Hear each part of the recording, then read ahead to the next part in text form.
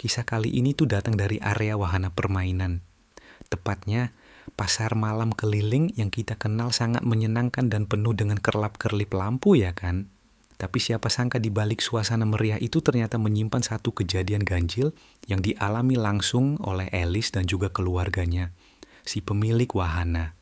Gangguannya makin hari makin intens dan juga menjadi sumber ketakutan yang sulit dijelaskan sama logika. Bahkan beberapa orang tuh sampai percaya ada sesuatu yang ikut pindah setiap kali wahana ini bergeser ke kota lain. Nah, penasaran gimana kisah selengkapnya? Jadi tanpa berlama-lama kita langsung masuk aja ke ceritanya. Mantap, saya on. Oke, jadi kisah kali ini dikirim sama teman kita yang bernama Alice dari Jawa Barat. Halo Alice? Nah, pengalaman horor ini dialami sama Alice dan keluarganya sekitar tahun 2013 atau 12 tahun yang lalu. Sedikit informasi aja, Alice ini adalah anak sulung dari dua bersaudara. Ayahnya ini bernama Pak Ucup dan ibunya bernama Bu Lilis. Pada masa itu Pak Ucup ini punya usaha pasar malam keliling. Jadi semacam karnaval atau hiburan rakyat atau wahana permainan yang buka sementara di suatu tempat. Lalu nanti di lain waktu akan pindah ke kota-kota lain. Biasanya di sana ada wahana permainan kayak komedi putar, biang lala mini, stand makanan, dan permainan tradisional lah. Pokoknya banyak gitu kan. Nah, usaha ini bukannya bergantian. Kadang di kota S, kadang di kota I. Ini kota-kota yang ada di Jawa Barat tuh. Sementara Ibu Lilis selalu setia untuk ikut sama suaminya kemanapun dia pergi. Jadi, bapaknya Alice ini punya usaha wahana bermain pasar malam gitu kan. Kisah horor ini terjadi ketika Pak Ucup buka pasar malamnya di kota I yang ada di Jawa Barat ini. Pada saat itu Pak Ucup mengajak istrinya, mengajak anaknya, terus mengajak dua adiknya yang namanya Om Hendra dan Om Ipan, serta juga beberapa karyawan untuk menjaga wahana-wahana mereka. Di kota I ini, Pak Ucup ini akan membuka beberapa permainan macam ombak banyu, kora-kora, rumah hantu, dan juga lain sebagainya. Biasanya karyawan dan keluarga yang ikut ke sana akan tidur di tenda yang masih satu area sama pasar malam, jadi mereka tinggal di sana. Jadi di antara wahana itu ada tempat khusus yang dijadikan base camp lah gitu. Nah, dia untuk istirahat, kata Alice. Nah, di hari pertama buka, pengunjung yang datang itu ternyata nggak terlalu banyak. Tapi di situ Pak Ucup masih positive thinking nih. Ya udahlah, mungkin orang-orang belum tahu kalau pasar malamnya sudah buka. Siapa tahu besok makin ramai. Sayangnya hari-hari berikutnya pasar malam tuh justru makin sepi. Bahkan pernah ya satu malam nih, pada suatu malam pengunjung tuh bisa dihitung jari.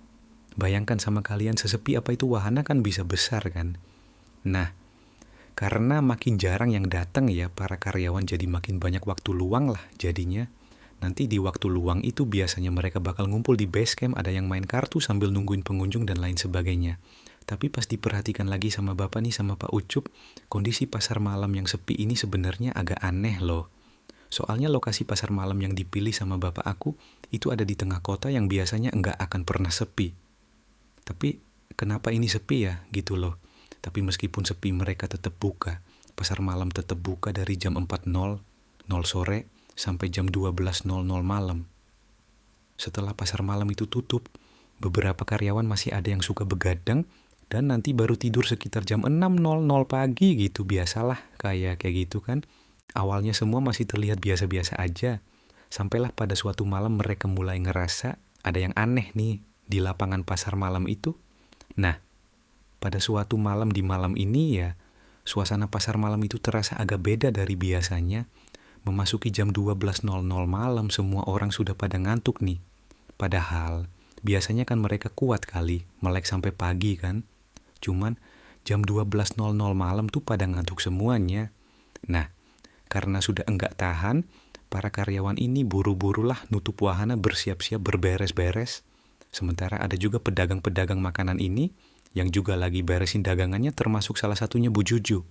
Bu Juju ini penjual pop es di situ. Waktu itu Bu Juju ini lagi nyuci gelas di bak kecil di luar kiosnya. Dan pas dia lagi nyuci gelas ini, Bu Juju melihat Bu Lilis, mamanya Alice lagi jalan di depan dia. Tapi anehnya, penampilannya Bu Lilis malam itu tuh beda dari biasanya. Dia pakai kebaya warna biru, terus pakai jarit, rambutnya disanggul, wajahnya full make up. Wah, terus dia nggak pakai sandal. Tengok itu Bu Juju menegur lah kan.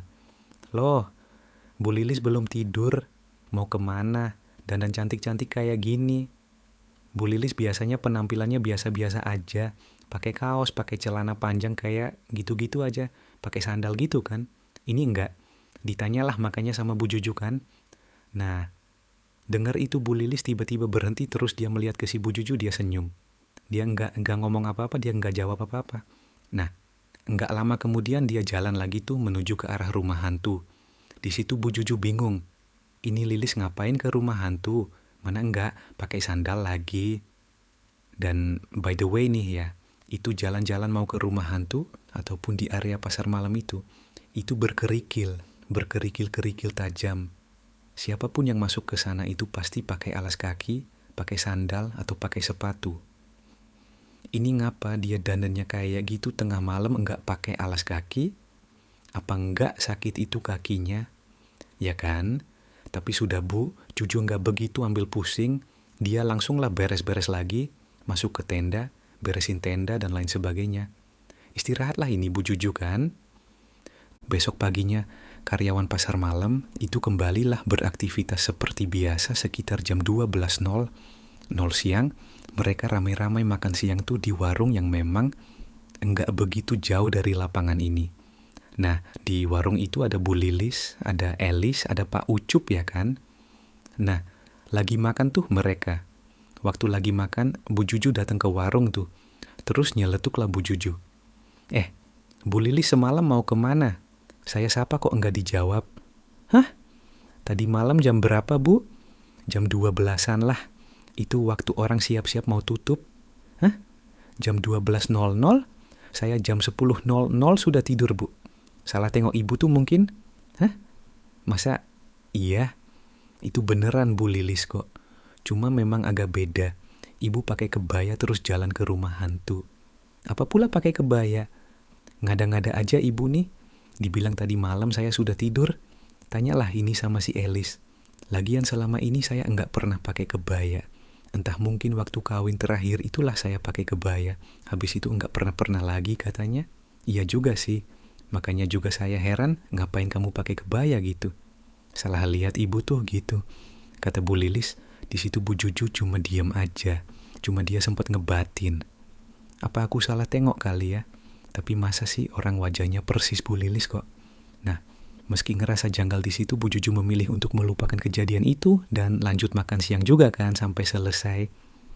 Nah, di malam harinya ini masih di hari yang sama nih ya. Malam harinya pasar malam buka lagi lah kan. Cuma untungnya malam itu mereka nggak gampang ngantuk macam malam kemarin. Malam kemarin tuh jam 12.00 ngantuk semuanya. Ada itu macam enggak.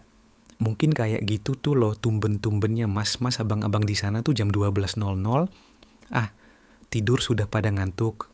Cuma di malam berikutnya sudah enggak ngantuk lagi. Pengunjung adalah sedikit demi sedikit datang ya kan. Setelah pengunjung ini pulang, semua karyawan pun langsung bubar lah. Ada yang lagi beresin wahananya, ada yang makan, ada juga yang merokok sambil main kartu lagi. Nah, waktu itu Elis ini lagi melamun dekat wahana ombak banyu. Enggak jauh dari tempat dia duduk ada Om Toto. Ini karyawan bapaknya nih lagi benerin lampu. Nah, pas lagi melamun ini tiba-tiba Elis itu dengar ada perempuan nangis dari arah rumah hantu. Awalnya Elis pikir dia salah dengar. Tapi makin diacuhin suara itu kedengaran makin jelas lagi. Dan lama-lama berubah jadi macam orang nyinden pakai mikrofon. Bayangkan sama kalian sekeras apa, sejelas apa itu kan. Nah, karena suaranya makin jelas, Elis nanyalah sama Om Toto kan. Om, itu tumben kok di rumah hantu ada orang nyinden? Biasanya nggak pernah pakai sound itu Om, dan itu bukannya sudah tutup ya? Hah? Suara nyinden? Nggak ada. Nggak ada di sana tuh. Cuma ada Kang Andi tuh orang lagi main kartu. Kata si Om Toto lah. Terus tadi yang nyanyi siapa ya Om ya? Masa Om nggak denger? Sejelas itu loh macam pakai mic. Aku nggak dengar apa-apa kok. Salah dengar kamu tuh. Udahlah sana tidur, kata si Om Toto. Nah di situ Elisa sebenarnya pengen kali menyanggah karena memang sejelas itu. Tapi karena dia malas debat sudah dia baliklah ke base camp, dia nggak bilang apa-apa. Besok harinya nih sudah siang nih ya. Elis sama beberapa karyawan lagi duduk-duduk di bawah pohon mangga yang ada di belakang rumah hantu mau nyari angin. Karena nggak tahu di hari itu ya, tumben kali base camp tuh panas sekali rasanya. Duduk dulu mereka di belakang sana. Nah, di sana mereka duduk-duduk sambil bercanda, sambil ngobrol-ngobrol apa segala macam kan belum buka pasar malam nih. Nah, di tengah candaan itu Bu Lilis datang. Mama Elis datang langsung duduklah dia di sebelahnya si Elis. Enggak ada disapa. Kami sama sekali dia enggak ada sapa, langsung duduk saja. Elis sempat agak heran tuh karena biasanya mamaku tuh cerewet, banyak bicara lah pokoknya. Ini enggak pernah ya mama aku diam kayak gitu. Terus selama kami ngobrol itu juga ya, mama diam enggak ada nanggepin kami bercanda, enggak ada apa, diam saja. Aku mikir gini, mungkin mama capek kali ya. Lagi banyak pikiran kan juga pasar malam ini sepi beberapa hari terakhir ini kan. Lanjut ngobrol lagi lah sama yang lain-lain kan sampai sore. Nah, setelah duduk di sana cukup lama, Elis sudah siap-siap mau balik ke base camp. Mau siap-siap nih. Tapi sebelum balik, dia tengok bapaknya Pak Ucup jalan ke pohon mangga di tempat dia lagi nongkrong tuh lah. Jalan sambil bawa sesajen. Elis nanya, Pak, apa nih? Buat apa? Enggak apa-apa. Mumpung ini lagi malam Jumat Kliwon. Siapa tahu kalau bapak bakar ini ramai nih pasar malam kita? Kata gitu. Sebenarnya di situ aku mau protes. Iya sih, tapi enggak usah lah pakai sesajen-sesajen, Pak. Mending kalau ramai pengunjung, tapi kalau yang ramai nanti malah hantu-hantu gimana ini dipancing sama sajen. Tapi aku cuma bilang dalam hati saja, enggak berani juga aku apain kan, untuk urusan kayak gini, aku malas ikut campur jujur, kata si Elis. Bagi si Elis ini selama itu enggak mengganggu dia, ya sudah, aku enggak perlu ambil pusing. Tapi ternyata sikap cuek itu malah jadi awal dari datangnya pertanda buruk. Karena sesajen yang dibakar di bawah pohon mangga sore itu betulan memicu datangnya gangguan mistis yang jauh lebih seram lagi. Nah, selesai naruh sesajen, Pak Ucup balik ke base camp kan, bareng sama si Elis dan istrinya Bu Lilis. Di sini Bu Lilis ini masih cuek ya, masih diam saja, masih kayak tadi nggak ada ngomong sepatah kata apapun. Dari siang dari aku duduk sampai kami balik ke base camp dia diam saja. Nah, pas udah masuk maghrib nih, sudah masuk azan maghrib, Bu Lilis tiba-tiba keluar. Keluar dari base camp mendatangi Om Ipan, adiknya Pak Ucup tadi loh, adik iparnya. Datangi Om Ipan. Om Ipan ini lagi nungguin pengunjung di dekat rumah hantu. Nah, tiba-tiba Bu Lilis ini ngomong, Ipan, coba kamu lihat ke atas genteng rumah hantu nih. Di situ ada aku loh. Apa sih teh? Jangan aneh-aneh. Malam Jumat ini teh. Nah, justru karena malam Jumat coba kamu lihat ke sana. Enggak mau aku. Apalah teteh nih di situ. Om Ipan sudah agak takut tuh sebenarnya tiba-tiba kakaknya nanya kayak gitu kan.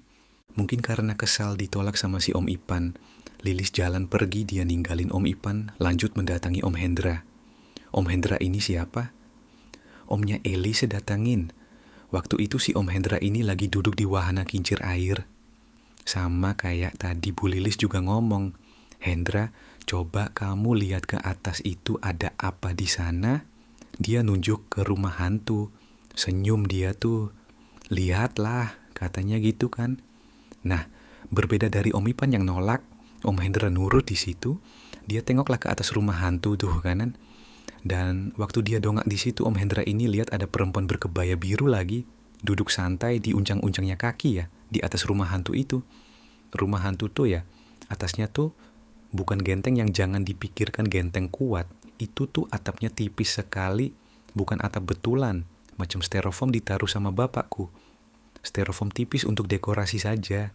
Logikanya kalau orang duduk di situ itu harusnya pasti jatuh. Enggak akan kuat itu menopang orang. Om Hendra pun tahu, makanya dia kaget. Om Hendra langsung diam, dia nggak bisa ngomong apa-apa tuh. Terus Bu Lilis ini ngomong lagi, gimana? Ada lihat itu aku loh, katanya. Setelah ngomong itu, Bu Lilis ketawa langsung dia pergi ninggalin Om Hendra. Om Hendra bengong. Dan pas Om Hendra lagi bengong, lagi kebingungan itu, tiba-tiba satu persatu pengunjung mulai datang.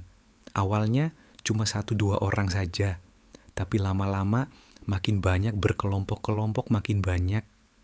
Datang lagi, datang lagi. Seketika suasana pasar malam tuh ramai, seramai-ramainya langsung ramai. Meskipun ya kelihatannya untung ya kan, tapi keramaian itu malah bikin aku agak mikir, kok tumben bisa ramai kayak gini? Bukan malam minggu, ini malah malam Jumat Kliwon pula ya kan, kok tumben ramai? Apa gara-gara Bapak naruh sajen tadi siang ya? Tapi entah apalah alasannya. Yang jelas nggak bisa dipungkiri aku sama orang-orang di pasar malam waktu itu. Karyawan-karyawan mama, bapak aku, semuanya tuh pada senang kali. Soalnya kan kalau pengunjung ramai otomatis duit kami makin ramai juga lah. Makin banyak juga lah. Sudah nggak kering kerontang macam malam-malam sebelumnya. Ya kan? Senang juga kami. Ya udahlah, akhirnya mereka pun dengan sigap langsung menjalankan tugas masing-masing di booth masing-masing. Nah, di saat semua orang ini lagi pada sibuk jaga wahana nih kan, jaga semua jualan apa segala macam, Bu Lilis balik berperilaku aneh. Sepanjang pasar malam itu dibuka di malam Jumat Kliwon ini, Bu Lilis malah jalan kaki mengelilingi wahana kincir air sampai ke rumah hantu berkali-kali. Tapi macam orang linglung berkeliling kayak gitu. Bahkan ya ketika pengunjung ini sudah pulang, Bu Lilis tetap masih mutar-mutar itu. Dan dia baru berhenti jam 12.00 malam, Teng. Yang lain nih waktu sebelum tutup yang melihat ini, ngapain nih mama kayak gini nih ngapain Bu Lilisnya? Tapi kan mereka nggak bisa ninggalin tugas mereka kan. Makanya nggak ada satupun yang nyamperin Bu Lilis. Ibu kenapa? Gitu nggak ada. Itu pun Bu Lilis baru berhenti keliling tuh setelah jam 12.00 Teng. Dia berhenti setelah papasan sama Om Hendra. Di situ Bu Lilis bilang, "Dra, badan teteh kok rasanya sakit semua ya? Capek kali rasanya." "Ya, gimana nggak capek teh? Orang dari tadi teteh jalan-jalan terus." "Udahlah sana bersih-bersih dulu, habis itu tidur," kata si Hendra. Nurut Bu Lilis masuk deh ke base camp. Bersih bentar terus mau istirahat. Sementara Elis, Pak Ucup sama beberapa karyawan lain lah, itu masih ada di luar tuh. Ada yang berberes-beres wahana, ada yang sudah selesai main kartu lagi, duduk-duduk kayak gitu kan. Terus masih di malam yang sama, paling cuma jam 01.30 lah. Ya, setelah kami bersantai gitu, jam 01.30 malam, tiba-tiba Bu Lilis teriak manggil suaminya, manggil Hendra juga. Bapak, Hendra, gitu. Mereka langsung ceklah ke dalam ya kan. Kami masih di luar, masih tetap dengan aktivitas masing-masing. Nggak lama dari itu Pak Ucup sama Om Hendra ini keluar sambil mapah Bu Lilis. Terus di situ Om Hendra langsung nyuruh orang-orang yang lagi main kartu di terpal. Minggir dulu, soalnya Bu Lilis mau ditidurkan di terpal itu. Waktu itu semua orang masih bingung. Ini kenapa nih? Kenapa mamaku, kenapa Bu Lilis? Kenapa kayak gitu? Nah, di tengah kebingungan itu tiba-tiba terdengar lagi suara teriakan dari arah rumah hantu.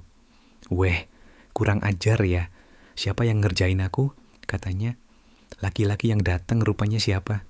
Kang Andi, karyawan yang memang ditugasin jaga rumah hantu kan. Datang dia marah-marah, mukanya panik. Terus ngapa nih? Apa nih? Kurang ajar apa? Sesuatu ditanya dia bilang, tadi ada yang aneh di dalam. Aku dengar ada orang bersenandung di dalam. Tapi waktu aku cek sound system semua sudah kucopot loh colokan-colokannya. Pasti ada yang ngerjain. Kalian ngerjain? Mana ada? Nggak sempet nih kau tengok nih Bu Lilis nih. Pak Ucup langsung menimpali. Sudah, semua tenang. Malam ini kita semua tidur ramaian. Enggak ada yang di wahana-wahana masing-masing. Tidur ramaian di base camp. Belum sempat reda lagi nih ya. Gangguan berpindah lagi ke Bu Lilis yang lagi lemah ini. Wajahnya yang tadi lemas tadi tiba-tiba tegang. Matanya melotot, tangannya mencengkeram gitu kan, seolah dia mau nyakar. Dia kayak lagi nyari orang. Dia tengok ke kanan ke kiri macam mau siap-siap menyerang nih kan. Terus Om Hendra langsung menyimpulkan, wah kesurupan teteh aku ini. Betul. Enggak lama setelah itu, Bu Lilis langsung garuk-garuk terpal tempat dia dibaringkan itu. Dia melotot ke arahnya si Elis anaknya, dia geram.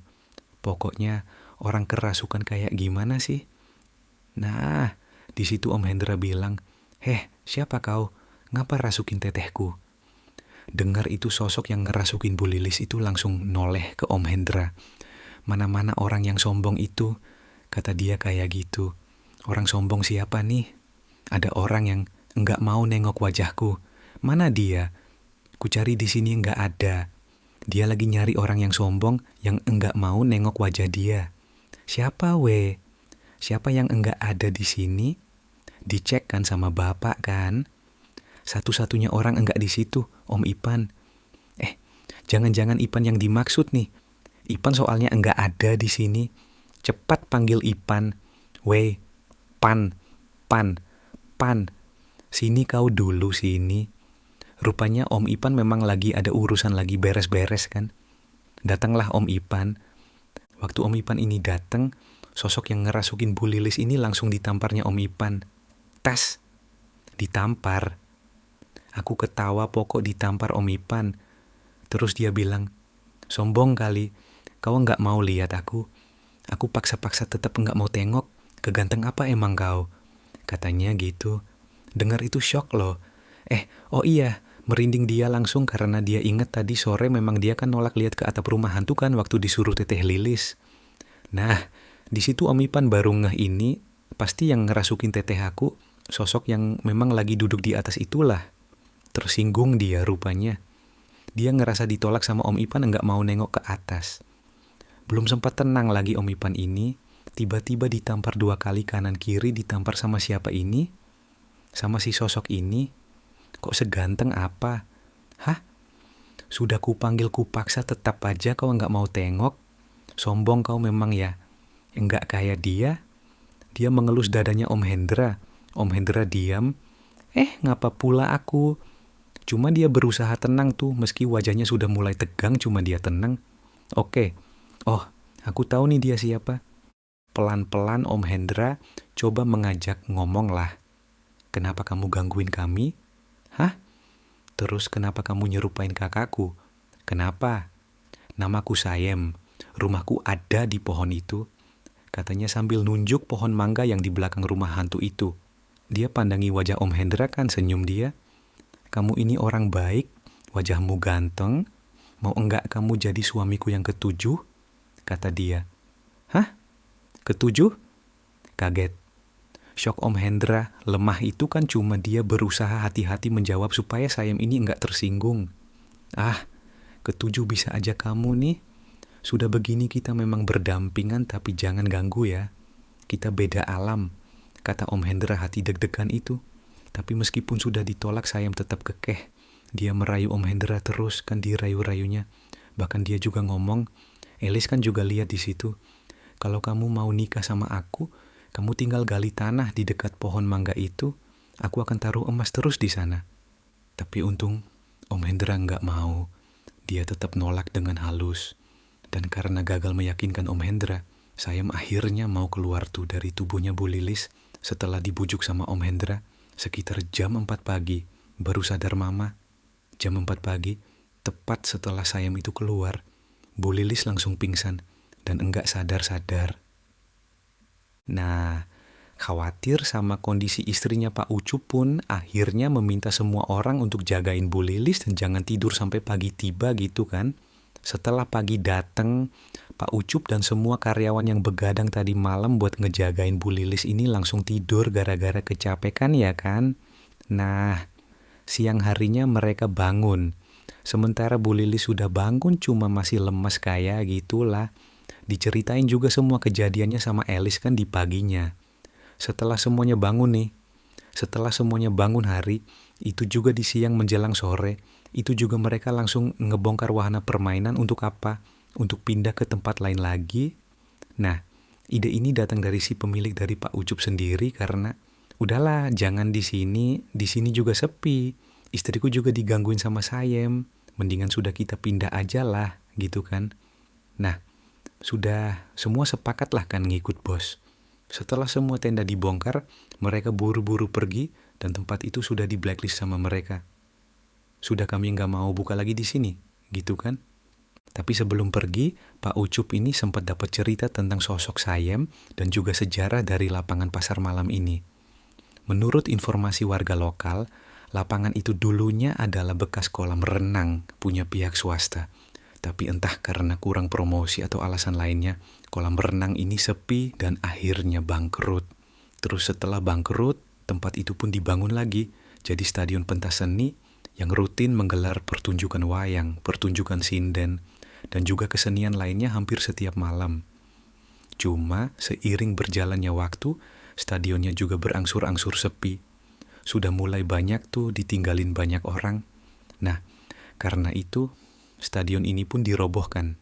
Dijadikanlah lapangan buat fasilitas umum yang sesekali disewakan sama mereka. Itulah kenapa Pak Ucup pun bisa nyewa lapangan itu untuk bisa dijadikan pasar malam gitu.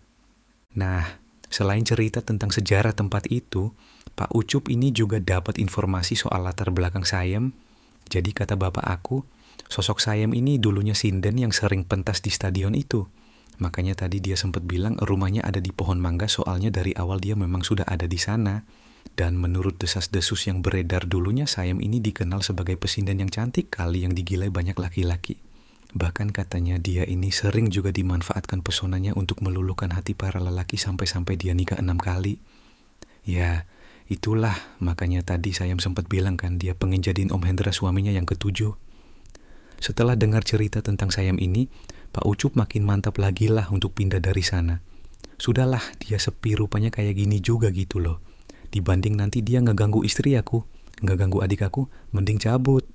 Tapi rupanya, kata Elis, meskipun kami sudah pindah, sosok Sayem ini tetap ngikutin mereka, terutama ngikutin Bu Lilis. Elisa sendiri juga sudah pernah beberapa kali ditampakin loh sama sosok Sayem ini. Sosok yang menyerupai ibunya. Tiap kali muncul dia selalu pakai, itulah tadi kebaya biru, rambutnya disanggul. Aduh, wajahnya persis sekali. Sama mamaku persis aku pernah lihat. Jadi Sayem ini betul-betul menyerupai wajahnya Bu Lilis. Awalnya Elisa sama keluarganya bingung kan, ini kenapa lah, ini Sayem ini nggak mau pergi ngapa, dia malah ikut kita, malah ikut ke rumah juga loh. Nah, setelah ditelusuri ternyata alasan Sayem ini ngikut Bu Lilis bukan tanpa sebab. Di suatu kesempatan, Sayem ini pernah bilang kalau dia ini ngerasa Bu Lilis tuh punya energi yang mirip sama dia, karena dulunya Bu Lilis juga pesinden.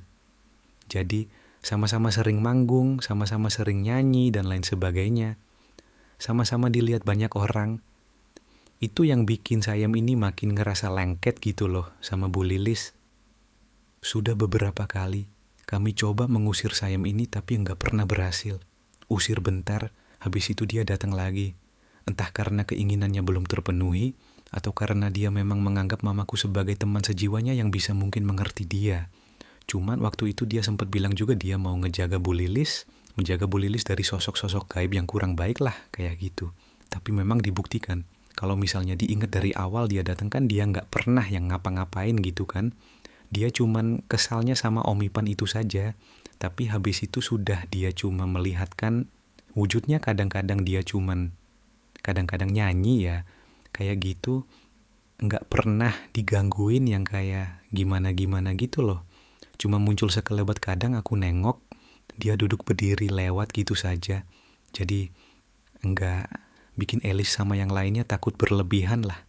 Dah nih, cuma dibalik semua gangguan itu, ini nggak tahu cocok logi apa kayak gimana nanti ya. Cuma ini informasi yang dikasih tahu sama Elis. Sejak kejadian itu, Om Hendra yang ditaksir sama Sayem tadi, belum menikah sampai sekarang. Umurnya sekarang sudah 45 tahun. Kata Elisa, setiap kali Om Hendra ini berusaha buat ngedeketin cewek nih, dia selalu macam dia kayak sudah pede nih kan. Cuman waktu dia datang dia nervous, dia gemeteran, ujungnya nggak jadi deket. Dulu nggak kayak gitu, teringat aku. Dia nggak pernah nervous, dia nggak pernah gemeteran deket cewek, apa sih? Aku nggak tahu. Tapi setelah kejadian itu dia jadi nervous-an. Entah memang dia jadi gampang nervous atau ada campur tangan Sayem di sini ya. Wallahu a'lam bisyawab.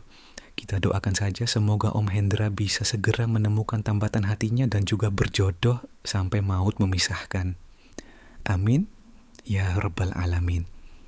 Oke, jadi itu tadi kisah Sayem penjaga pohon mangga yang suka menyerupai wajah mamanya Elis. Kadang yang bikin kita takut tuh bukan karena sosok itu jahat ya, tapi karena arwah mereka ini belum tenang. Sama macam si Sayem ini, entah apa yang bikin dia enggak tenang, tapi dengan dia merasuki dan terus nempel ke Bu Lilis, bisa jadi aja dia ini punya sesuatu atau punya suatu harapan yang enggak pernah kesampaian. Tapi terlepas dari apapun itu, semoga Sayem bisa tenang di alam sana. Jangan ganggu Om Hendra, jangan ganggu Mama lagi. Ngomong kayak gini rupanya datang dia. Namanya sudah berapa kali ku sebut di sini kan? Kalau 3 kali namanya disebut dia datang, coy, semoga kamu tenang ya. Karena sekuat apapun keinginan kamu untuk tetap di dunia, akan ada saatnya kamu harus betul-betul pulang. Dan buat Om Hendra, kita doakan sama-sama, semoga tidak ada lagi hal-hal yang bikin Om ragu untuk melangkah. Karena enggak, semua yang datang ke hidup kita ini harus selalu kita terima, Om. Ada juga beberapa hal yang cukup kita tolak, lalu kita lanjutkan hidup seperti biasa, tanpa harus menoleh lagi. Oke, jadi itu tadi ceritanya gimana menurut kalian? Kalau kalian juga pengen berbagi kisah horornya, boleh langsung komen aja kisahnya. Terima kasih banyak yang sudah menonton. Kalau kalian suka video ini, klik like-nya. Jangan lupa komen di bawah dan saran-saran untuk video selanjutnya. Jangan lupa nyalain notifikasinya supaya kalian tahu kalau aku upload video baru. And as always, jangan lupa untuk klik tombol subscribe supaya kalian sama-sama tahu informasi menarik dan menegangkan dari channel aku. See you next video. Bye.